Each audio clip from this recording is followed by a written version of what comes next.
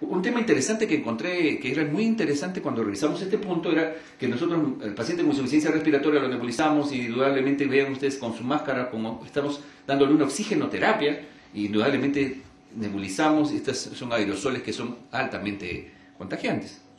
De tal manera que la idea era tener máscaras pero con filtros, y eso fue difícil conseguirlo, porque eran unas llaves, como ustedes ven, válvulas en YEG, con un sistema de un filtro bacteriano acá en la rama expiratoria, y que sea filtro antibacteriano, por lo tanto eso complicaba la situación. De tal manera que las medidas usuales y con el equipo de protección, los lentes, los gorros eran los temas con que se ha batallado en estos días.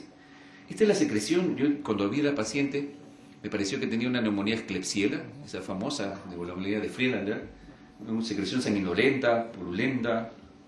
Y cuando vimos su tomografía, un infiltrado alveolar intersticial, decidimos iniciar la ventilación mecánica, pero en relación a la ventilación mecánica, como ustedes rápidamente nada más vamos a mencionar el tema, hay ventilación mecánica no invasiva, no se intuba y solamente se usa máscara, y ventilación invasiva, intubación y ventilación mecánica. La experiencia mexicana, ellos utilizaron esta máscara que no necesita intubación para ventilación mecánica en un grupo de pacientes. Indudablemente ellos tuvieron una alta tasa de profesionales médicos y enfermeras en ventilación mecánica. Tuvimos la oportunidad de desarrollar el Congreso de Medicina Intensiva este año, en junio, y el doctor Carmona, intensivista de México, nos revelaba la dramática situación que vivían en la zona en donde empezó.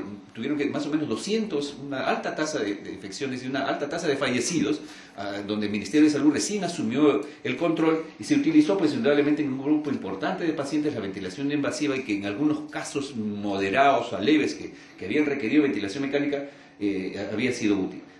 Este tema no hay evidencia de su utilidad, faltan estudios, hay algunos que lo han usado, pero indudablemente esto implica si el paciente no tiene tos, no tiene secreciones, pero hay que nebulizar al paciente, por lo tanto los aerosoles aquí es un tema que no está definido, la utilización y por lo tanto probablemente en las normas que salgan, que van a salir al Ministerio de Salud, que se están reajustando en algunos tópicos, se recomiende no usar ventilación no invasiva.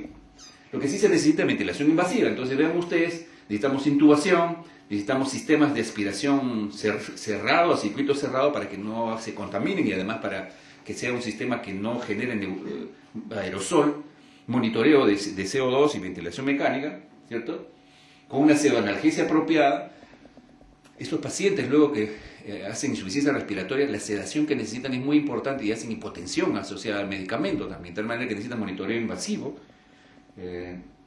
Y la modalidad que usualmente se utiliza va a depender del ventilador que tengo. Los ventiladores que estos pacientes requieren son de alta tecnología, pero los ventiladores que se disponen en el medio pueden ayudar, pero indudablemente si hay una severa insuficiencia respiratoria habrá que referirlo a centros de referencia como que están mencionados en las guías.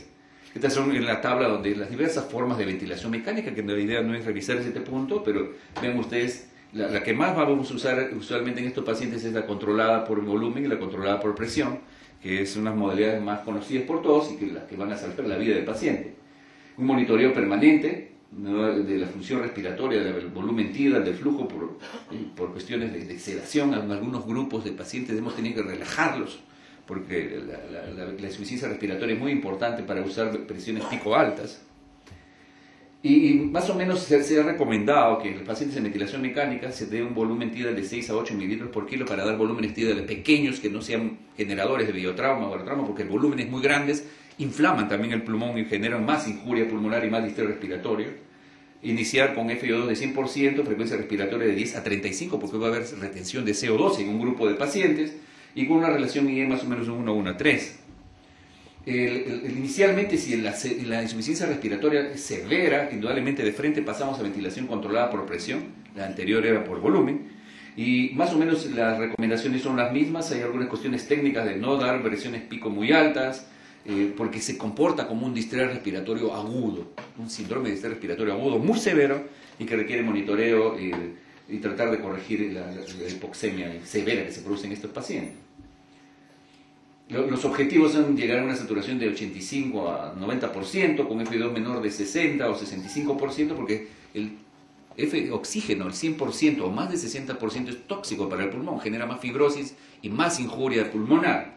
Entonces, y unas presiones que no excedan no excedan los 30, de 30 centímetros de presión plató en presión máxima, vamos a dejarlo ahí.